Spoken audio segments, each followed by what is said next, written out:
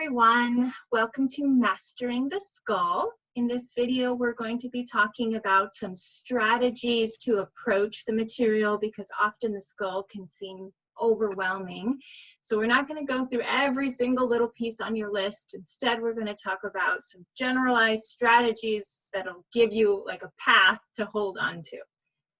The first tip is that we want to study broad to specific. And this is true for all of your studying. It's always a good idea to create a kind of broad framework of the material first, and then insert those details onto the framework that you've already created.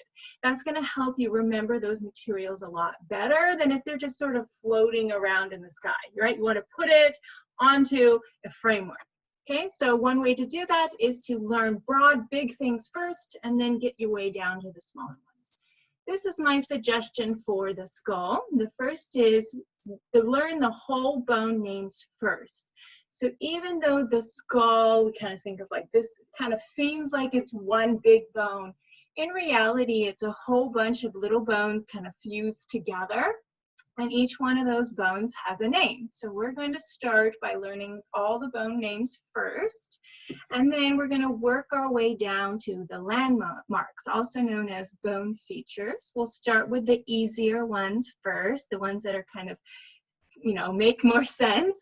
And so low-hanging fruit first, and then after that, once you feel comfortable with those larger, more recognizable features, then you're going to work your way down to all those tiny little foramina inside of the skull.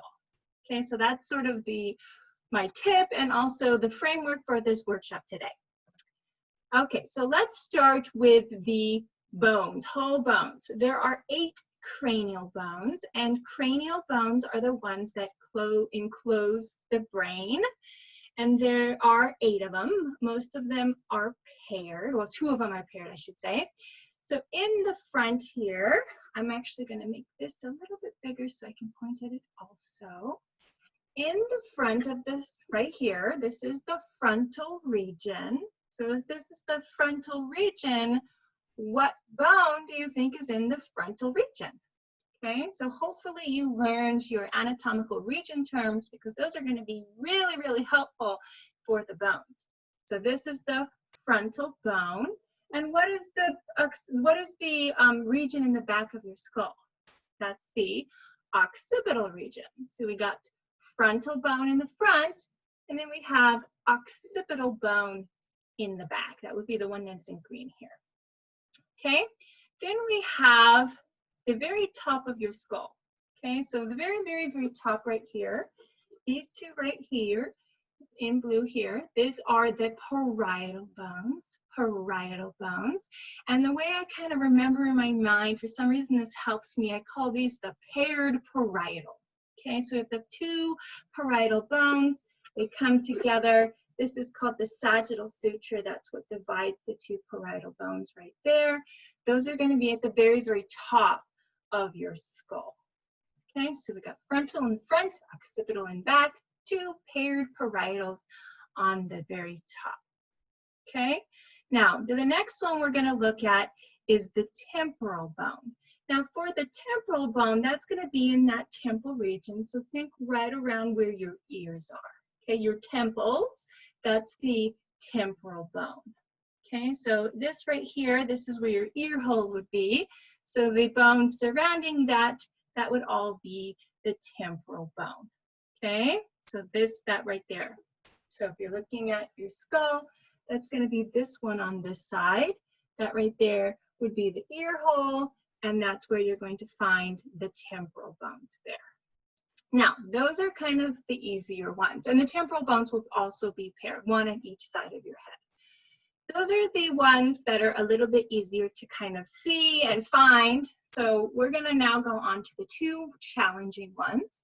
The first one is the sphenoid bone, the sphenoid bone. Now, for the sphenoid bone, there are several different places that you can find the sphenoid bone. I want to kind of impress upon you that the skull is a 3D object, and so you do need to kind of study it from multiple different orientations, and so looking at pictures from multiple different orientations. from this one here, we're looking at the lateral view. And what I want you to do is go ahead and find the occipital bone. Sorry, didn't mean to say that. The temporal bone here. Okay, that's one around your ear. And then anterior to that, so going forward there, there's going to be this one right here. In this picture, it'll be the pink one. Be careful about color, though. Don't memorize color. This one here is the sphenoid bone. And so I think of the sphenoid bone as the bone that spans just behind the eyes. And so there's only one sphenoid bone, and it's going to go in here and then span all the way across behind your eyes and come out the other end. That's the sphenoid one. And so when you look inside of your skull here, when we look inside of the skull, this part right here, this is going to be the frontal bone here. There's a little bit of ethmoid right there. And then this whole area here, going from side to side, all of that is the sphenoid bone, okay? So when you look inside, you can find it there as well, okay? So let me go ahead and show you that a little bit better. Okay, so when we're looking inside, spanning all the way across from side to side, that is also the sphenoid bone, okay? So we're gonna find it in the front, right here. So this is where your cheekbone would be. That's a different bone, but right here, kind of between the temporal bone and your cheekbone, which is called the zygomatic bone, that's where your sphenoid bone is. And then spanning all the way across, all inside there. And then another place to look is you want to look inside the eye socket, okay? When you look inside the eye socket, this area here, all of this part of the eye socket, that's also created by the sphenoid bone right there, okay? So you can find it in multiple different locations. Okay, so let's continue on to the ethmoid bone. For the ethmoid bone, if the sphenoid bone is behind the eyes, okay, going in one side, coming out the other, the ethmoid bone is going to be deep, deep, deep inside of your nose, right? So I think of sphenoid behind the eyes and ethmoid bone deep inside the nose. So it's going to make up the roof of your nasal cavity. So anything to do with the top part of your nasal cavity, that's going to be created by the ethmoid bone. And so the ethmoid bone can be found various locations.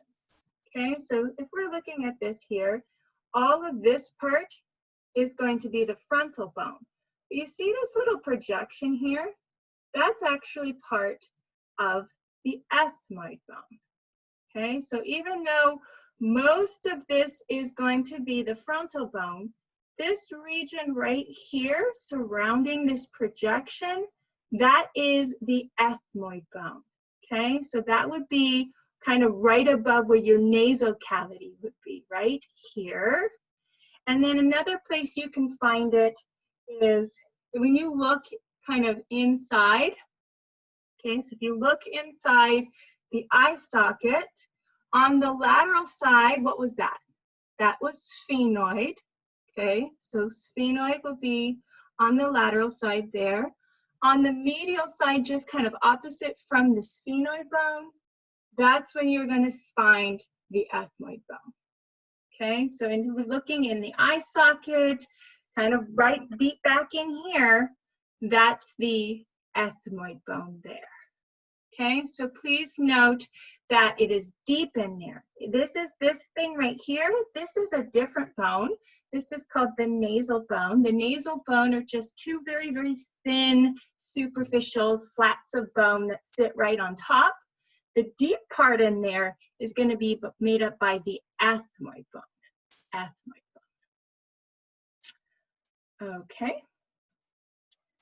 So those are the cranial bones. Don't forget to look at pictures from multiple different angles. Look inside and from the bottom and from, oh, the nose. I forgot to talk about the nose. Okay, so another place that the ethmoid bone, so remember I said that the nasal cavity makes up the roof, the ethmoid bone makes up the roof of the nasal cavity. So another place you can find an ethmoid bone would be this part right here. So that thin plate coming down in the top, that's called the nasal septum. And the superior portion, the top part of the nasal septum, that's going to be created by the ethmoid bone right there. Okay. So let's go on to the facial bones. Okay, so I actually removed one of my facial bones here. This one right here, this would be the mandible. So the mandible makes up the lower jaw. And so I'm going to go ahead and leave that off. There is another set of bones that also have teeth. What are these called here? Okay, so mandible, just one mandible on the bottom. And then above the mandible, we have the maxilla. So there's two maxillae, and there's one on each side here. So they are paired, and they also have teeth there. And so I think it's kind of nice because the two ones that start with M have teeth. They kind of near each other that way. Okay, so maxilla on the top. Okay, here's the maxilla here, kind of comes up and it makes up this portion of the orbit also. And then it's all of this top jaw part here. Okay, so we have the mandible and the maxilla. And then let's move on to this cheekbone. So what you think of as your cheekbones, right? The ones that stick out and you think, ooh, nice. Those are the zygomatic. So the zygomatic bones make up the cheekbones. And the zygomatic bone is going to make up the anterior portion of what's called the zygomatic process, which is this kind of bridge-looking structure right here. This is part of the temporal bone, so this is called the zygomatic process of the temporal bone. And this actually is called the temporal process of the zygomatic bone. Okay, so note that those are called, they're named by what they go out to touch, not by themselves. So zygomatic bone here on the cheek, shown in green here, and then the temporal bone right back here. Okay, so zygomatic bone there. And then going to the nose, remember that the ethmoid bone is deep, deep down inside there. So it would be deep inside all that. And so if you're looking at the superficial bone that sits on the very, very bridge, so the bridge of your nose, that's going to be created by a different bone, which is called the nasal bone. And these nasal bones, they're just very thin, superficial sheets of bone that sit right on top to make up your nasal bridge. Okay? So if we're looking inside the eye, if you look inside the eye, you'll notice that there is, it kind of looks like it's a hole, basically. That's going to be your lacrimal canal. That's going to drain the tears. And the bones immediately surrounding that hole is going to be the lacrimal bone. Okay, so I thought I would show you a better up close of what I was just talking about. So this right here on the very front, that is the nasal bone. And here, you see how you have like a little canal going down in there that would drain the tears? This right here would be the lacrimal bone. And then deeper in there, more posterior to that, that would be the ethmoid bone. And remember on the lateral side, that's a sphenoid bone. Okay, here would be the zygomatic bone. This part right here is the frontal bone. And here is the maxilla all in here. Okay, so now let's look deep in the nasal cavity here. So what made up the roof of the nose? What's all this up here? That's the ethmoid bone. So this right here is the perpendicular plate of the ethmoid bone. And these right here, these are what we call nasal concha, like a shell, like a conch. Looks like a crashing wave. And there's actually three sets of them. We have the superior, middle, and inferior nasal concha. The superior and middle nasal concha, those are going to be part of the ethmoid bone. The superior nasal concha is never shown on models and pretty much not shown on pictures either, unless you've got like a special sagittal section. But you can see the middle nasal concha, that's this one here. And then below this one, this is the inferior nasal concha, and the inferior nasal concha is a different, separate bone, and that is called the inferior nasal concha. There you go. Now, if the top part of the nasal septum is created by the ethmoid bone, the bottom part of the nasal septum here, that's going to be created by the vomer bone. Vomer bone. Okay, so ethmoid bone, all this here, inferior nasal concha, and then the vomer bone there.